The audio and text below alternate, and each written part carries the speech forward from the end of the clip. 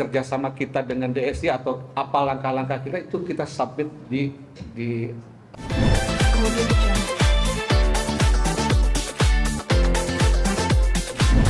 merasa pembayarannya tertunda. Dari situ muncul ide, ya udahlah kita bikin aja paguyuban, dan lahirlah paguyuban sampai saat ini. Dan sampai detik ini yang sudah masuk paguyuban adalah 4.200 dan itu masih dalam progres. Terus bertahap masuk sampai mungkin yang menurut informasi dari pihak DSI yang disampaikan kepada kami bahwa lendernya itu ada 14.099 lender. Sementara yang bergabung dengan kami saat ini baru 4.200 dengan total outstanding yang dilaporkan yang terverifikasi adalah kurang lebih 1,2 T.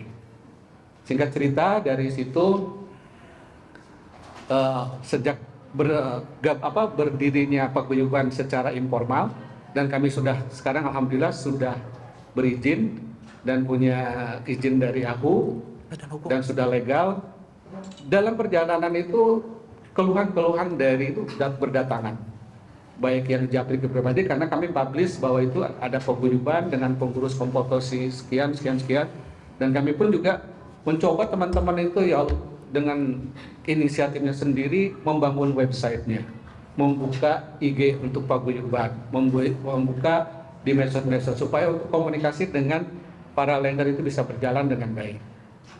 Dari situlah kita memberikan kemajuan atau informasi yang kerjasama kita dengan DSI atau apa langkah-langkah kita itu kita submit di media sosial atau di web kita, sehingga semua lender yang tadinya dispute ya ini bagaimana ini selama 1 bulan itu kami pasti bingung karena apa, kami harus kemana, negosiasi dengan siapa, karena apa, dari jawaban DSI pada saat kita ke CSO itu semuanya template standar sehingga membuat kepanikan semakin parah.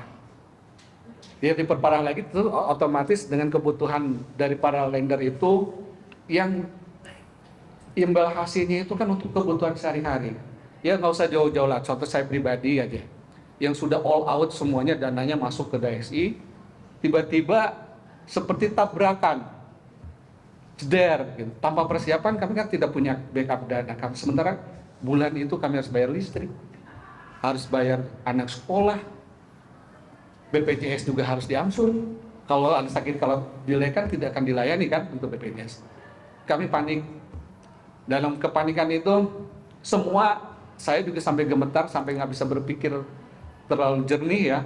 Banyak yang karena sudah terlanjur saya diangkat ketua secara aklamasi, waktu itu tidak ada juga yang mau untuk menjadi ketua. Tapi ini kan saya merasa ini harus ada satu satu suara, satu perkumpulan yang bisa menyuarakan, jangan parsial sendiri-sendiri mencari informasi, mencari hal-hal yang memang bisa terjadi koneksi dengan DSI.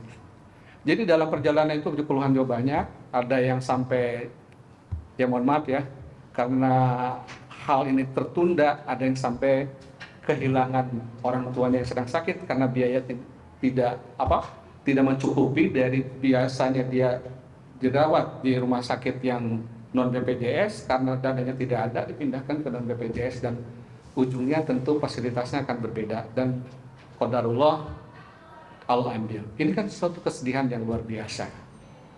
Nah dari perjalanan itu kami membangun satu komunitas dan mencari informasi, berbagai cara kami cari. Ya, alhamdulillah mulai ada yang Pak bagaimana kalau ke sini. Selama dalam perjalanan itu DSI sama sekali hanya menjawab secara template dan terakhir itu menjawab lewat YouTube yang disampaikan oleh direkturnya.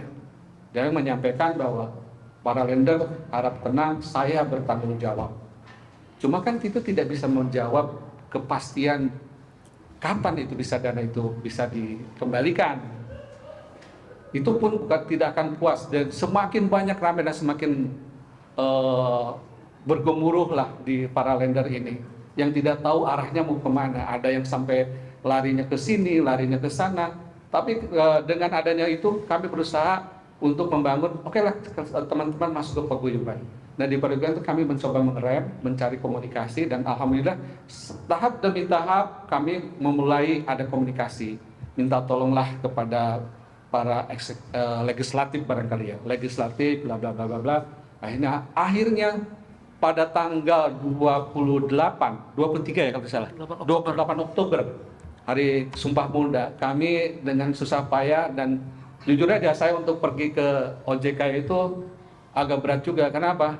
Nggak punya bensin gitu kan, karena bensin saya udah kehabisan, tapi kita paksakan untuk datang, dan datang juga dibatasi hanya 4 orang Pak Buyuban. Kami itu tidak tahu kalau pada saat tanggal 28 dipanggil oleh OJK itu ada pihak BSI yang dipanggil juga.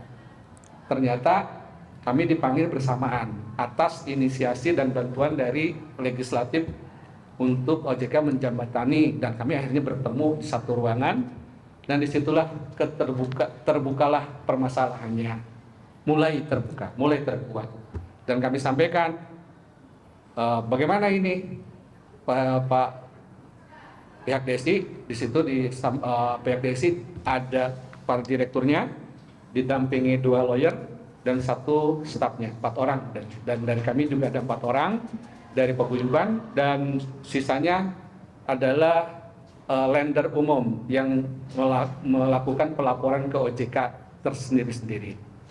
Dari situ ada pertemuan, ada satu komunikasi di antara kedua belah pihak, dan sudah dinyatakan bahwa ternyata di dalamnya ada salah tata kelola. Nah kami menuntut, bisa nggak dilakukan audiensi langsung, ini kita harus ketemu lagi. Kita minta 2 minggu untuk bertemu. Pertama beliau-beliau ini tidak bersedia, tetapi atas paksaan akhirnya ujung-ujungnya ya kami komitmen untuk bertemu lagi dengan tim paguyuban 2 minggu kemudian setelah pertemuan di OJK. Janjinya tanggal 11. Tanggal 11 kita tunggu, kita siapkan semuanya tim dari paguyuban. Dan itu juga teman-teman lender juga berprogres, dan progres itu kita tetap laporkan melalui website, melalui saluran channel kita Telegram, IG, dan website kita yang telah dibangun oleh teman-teman. Tanggal 11 qadarullah tidak terjadi. Kenapa tidak terjadi? Karena salah satu penasehat hukumnya, orang tuanya meninggal di Medan. Lender makin bergemuruh, makin marah, semakin tidak pasti, semakin merasa ini kok tidak konsisten ya.